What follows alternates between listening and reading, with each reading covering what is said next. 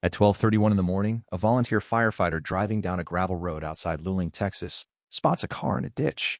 The headlights are still on. The engine is off. The keys are in the ignition. Inside, there's a backpack, a laptop, a phone, a dead pet fish, and a tumbler of water.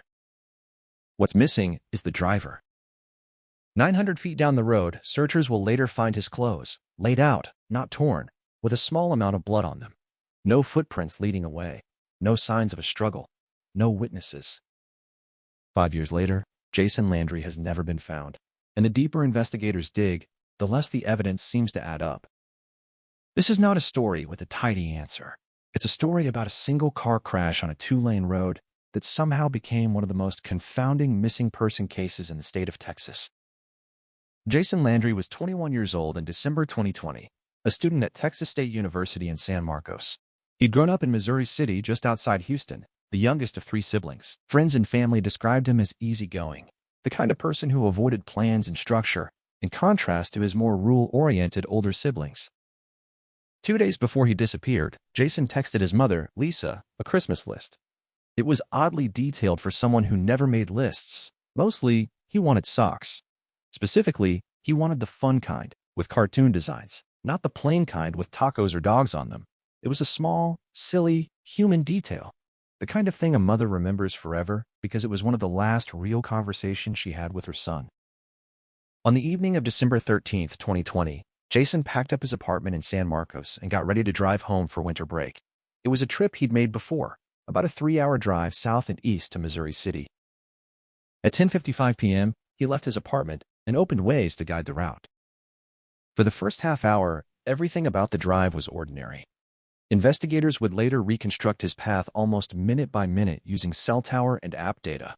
At 11:05, he passed under Interstate 35 in San Marcos. By 11:15, he was heading south on Texas Highway 80, moving through a string of small towns: Fentress, Prairie Leah, Stairtown. At 11:24, he entered the town of Luling. And that's where the first anomaly appears. At the intersection where Highway 80 becomes Austin Street, Jason stopped using Waze. He opened Snapchat instead. It's a small thing. People check their phones while driving all the time, for better or worse, but it's the last clearly documented decision investigators can place him making before everything goes wrong. Somewhere between 11:30 and 11:34 p.m., instead of turning onto Magnolia Avenue, the turn that would have kept him on his route toward Interstate 10 and eventually home, Jason appears to have driven straight through the intersection. That decision took him onto Salt Flat Road, a rural, unlit gravel road running through oilfield land outside Luling. Less than 5 minutes later, his Nissan Altima was in a ditch. At 12:31 a.m. on December 14th, a volunteer firefighter driving along Salt Flat Road noticed the wrecked car. The Altima's headlights were still on. The keys were still in the ignition. Strangely, the front passenger door was locked. Texas Department of Public Safety troopers arrived roughly an hour later.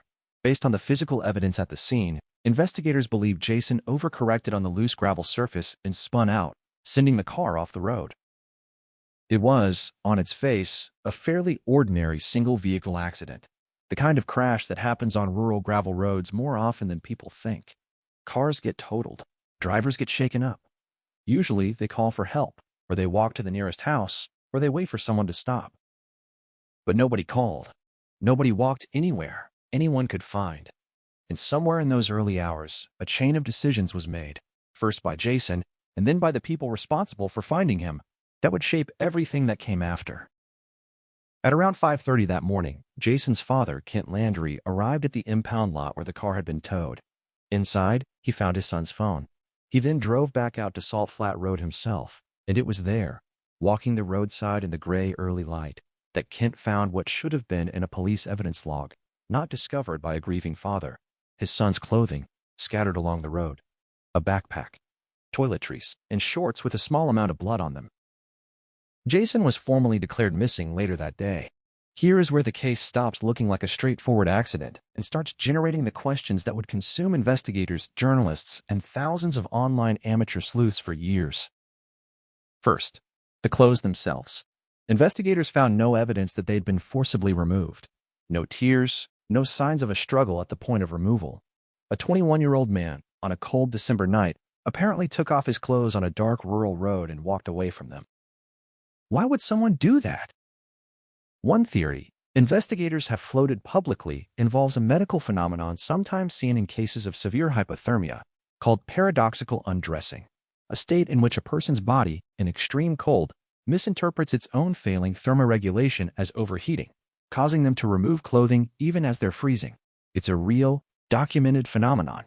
But December nights in South Texas, while cold, are rarely cold enough on their own to induce that level of hypothermia that quickly, which is part of why the theory has never fully satisfied investigators or the family. Second, the search response itself. The Caldwell County Sheriff's Office would later acknowledge that when officers left the crash site that first night, a critical early window for searching the surrounding area was lost. If Jason was disoriented, injured, or in shock immediately after the crash, the first few hours were the ones that mattered most, and by the department's own admission, that time wasn't used the way it should have been. Third, there was no clear evidence of foul play. No blood beyond the small amount on the clothing. No signs of forced entry, robbery, or assault at the vehicle. No indication from his phone or his social media that Jason had arranged to meet anyone in Luling, a town he had no known connection to. The Attorney General's office would later confirm this explicitly in a public update. A review of Jason's devices and online activity found no evidence he intended to meet someone there, and no indication of any narcotics transaction, which had been one of the early rumors circulating around the case. In other words, nothing pointed toward a crime, but nothing explained where he'd gone, either. Within days, the search around Salt Flat Road became one of the largest in the region's recent history. Local law enforcement, Texas Department of Public Safety, and volunteer search organizations combed the area using drones, a helicopter equipped with infrared cameras capable of detecting a heat signature, side-scan sonar for the nearby waterways, and cadaver dogs. The nonprofit organization Texas Equi Search, which specializes in these kinds of ground searches, joined the effort and spent roughly 9 days combing the terrain around the crash site. Search terrain in that part of Caldwell County isn't simple. It's oilfield land, dotted with pump jacks, storage tanks, brush, and small ponds used for agricultural and industrial runoff. One of those ponds close to the crash site became a major focus. According to people involved in the search, a cadaver dog reacted strongly to Jason's scent in the direction of the pond, described by one search coordinator as pulling hard, with no deviation, on what he called a hot trail. It was strong enough that officials made the difficult decision to drain the pond entirely, searching the exposed bottom by hand. They found nothing. For a family already living inside a nightmare, it was its own particular kind of cruelty, a piece of evidence that pointed somewhere specific, raised hope of an answer, however painful, and then delivered nothing at all. Investigators, at the request of the Attorney General's office, later also had the Texas Railroad Commission inspect nearby oil storage tanks in the area, checking operational logs for irregularities that might explain what happened to a body in industrial infrastructure. That search, too, came back clean. Texas EquiSearch suspended its active search after about 9 days, though the organization would return for additional searches in the following months and years, including a 3-day operation the following February. No trace of Jason Landry has ever been found. Not his body, not his belongings beyond what was recovered that first week, not a single confirmed sighting. Every theory that has circulated about this case runs into the same problem. Something about the physical evidence contradicts it. The accident and wandering theory holds that Jason, disoriented from the crash, possibly from a head injury, possibly from shock or early hypothermia, got out of the car, removed his clothes in a confused state, and wandered into the surrounding brush, ultimately succumbing to exposure somewhere nearby. This is the theory investigators have generally treated as the most probable, and it fits the physical layout of the scene reasonably well. What it doesn't fully explain is how a coordinated, multi-agency search using thermal imaging, cadaver dogs, and sonar, conducted across days and repeated in following months, failed to locate any remains in a finite, defined search radius. The abduction theory holds that someone else was involved, that Jason encountered a person or persons at or shortly after the crash. This theory is fueled largely by the online sleuthing community that grew around the case, and by understandable parental instinct. It is, in some ways, easier to imagine another person responsible than to imagine your son wandering into the dark alone. But investigators have stated publicly that they found no digital evidence supporting this. No messages, no indication anyone was tracking or luring him, Nothing on his phone suggesting contact with a stranger before the crash. The pond theory, once the leading physical lead in the case, was effectively closed out when the pond was drained and searched with no result. What's left after 5 years is a case where every strong lead terminates in a dead end, and every remaining theory requires believing that something about the physical evidence, the missing body, the untouched clothing, the absence of footprints, the failed dog searches, simply didn't behave the way it should have. For Kent and Lisa Landry, the not knowing has become its own defining condition. Every December since 2020, the family and community members have gathered on Salt Flat Road for a candlelight vigil at the site of the crash, a tradition that has now continued for 5 consecutive years. Lisa Landry has said publicly that she still sometimes imagines her son walking through the door, even as she's tried to make peace with the likelihood that she won't get that phone call. Kent Landry has been outspoken about what he sees as the early failures in the investigation, particularly the lost hours after officers left the scene that first night. He has also pushed back publicly against any suggestion that the case should be treated as closed or unworthy of continued resources, at one point noting that the absence of an obvious explanation is not a reason to stop investigating. The family has continued to offer a reward, reported at up to $20,000, for information leading to Jason's whereabouts or an explanation of what happened to him. In November 2023, 3 years after Jason vanished, the Texas Attorney General's Cold Case and Missing Persons Unit convened a formal review of the case, bringing in experts across digital forensics, geospatial analysis, and criminal intelligence alongside representatives from the FBI, the Texas Rangers, the Texas Department of Public Safety, Texas Search and Rescue, and the Caldwell County District Attorney's Office. Their conclusion, released publicly, was almost as unsettling as the case itself. Every credible lead had been thoroughly pursued. Not solved. As of the most recent public updates, Jason Landry remains classified as an active missing person.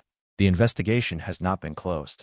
The Attorney General's office continues to encourage anyone with information, however small it might seem, to come forward. There is a particular kind of case that haunts investigators more than the ones with obvious violence.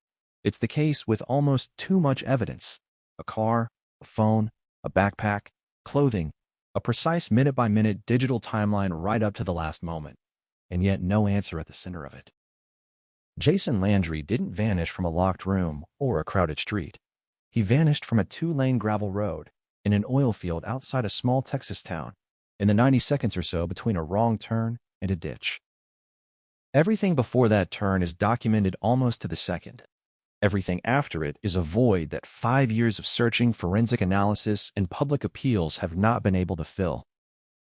Somewhere between Waze and Snapchat, between Magnolia Avenue and Salt Flat Road, a young man who wanted funny socks for Christmas disappeared so completely that trained search dogs, infrared cameras, drained ponds, and hundreds of searchers on foot found nothing. If you know something, even something that feels too small to matter, the Texas Attorney General's Cold Case and Missing Persons Unit is still listening. Jason Landry has been missing since December 13, 2020. He was 21 years old. He is still not home.